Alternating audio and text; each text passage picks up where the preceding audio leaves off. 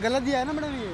मतलब उधर से आने वाली जो पब्लिक है आने वाली, तो इधर से डिस्टर्ब होएगी ना। मतलब ये फाइन बनना चाहिए, नहीं तो ऊपर एक जनता के करोड़ों के टैक्स, जनता टैक्स भरती है, लेकिन बदले में क्या मिलता है? टूटी व्यवस्थाएं, लापरवाही और कई ऐसी सारी चीज़ें हैं जो जनता के हिस्से में आती हैं।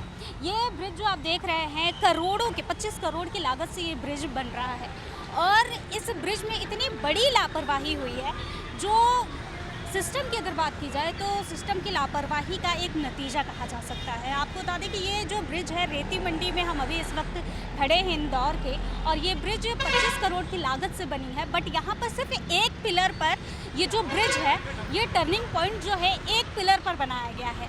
सोचिए आप, यहाँ पर कितनी सारी जनता जो है जा रही है, डेली 50,000 से ज़्यादा जनता यहाँ पर जा रही है।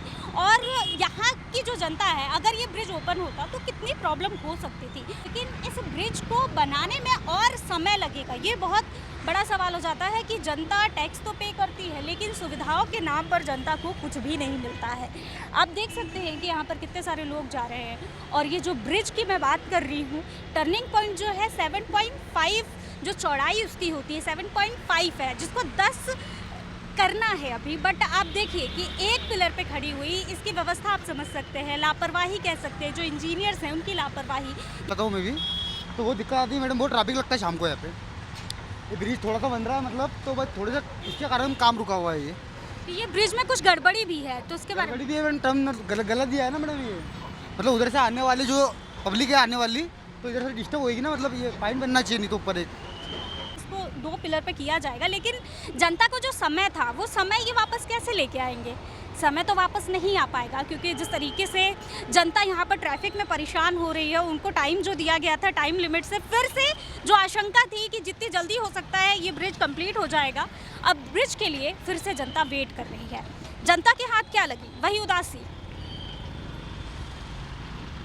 पहले जेट ब्रिज में गड़बड़ी और अब लंगड़ा ब्रिज बढ़कर यहाँ पर बनकर बहुत बड़ा सवाल खड़ा कर रहा है कि ब्रिज बनकर तैयार हो गया है, लेकिन बाद में पता चलता है कि डिज़ाइन ही गलत है।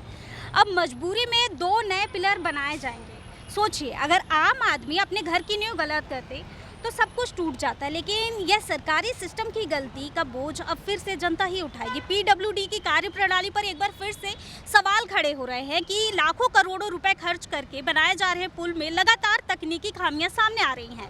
पहले जेट ब्रिज को लेकर विवाद हुआ, अब लंगड़ा ब्रिज में विवाद किया जा रहा है। डिज़ाइन जो है पहले से डिसाइडेड होता है, फिर उसके बाद में इस तरीके की गड़बड़ी हैरान करने वाली है। ब्रिज का निर्माण लगभग पूरा होने के बाद अधिकारियों को पता चलता है कि डिज़ाइन में इतनी बड़ी गड़बड़ी है, जो बहुत बड़ी चीज़ हो जाती है कि डिज़ाइन कंप्लीट हो गई है, सब कुछ हो गया है, ब्रिज बन चुका है, उसके बाद पता चल रहा है। अब स्थिति ये है कि पूरा स्ट्रक्चर को संभालने के लिए 2 अतिरिक्त पिलर बनाने पड़ेंगे, जो बनाए जाएंगे। कब तक बनकर तैयार होंगे, ये अभी भी सवाल है। यानी जो काम शुरुआत से ही प्लानिंग से होना था, उसके लिए अब दोबारा पैसे, समय और संसाधन सभी खर्च होगा। ये जो पैसे हैं ये जनता के हैं, ना कि सरकार के पैसे हैं।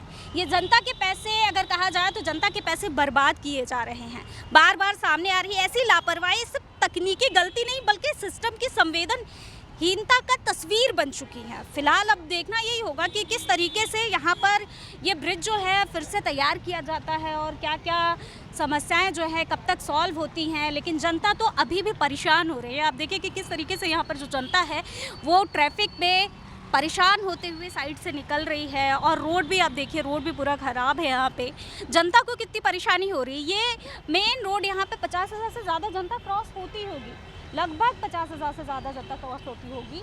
और सोचिए ट्रैफिक की वजह से कितनी जनता परेशान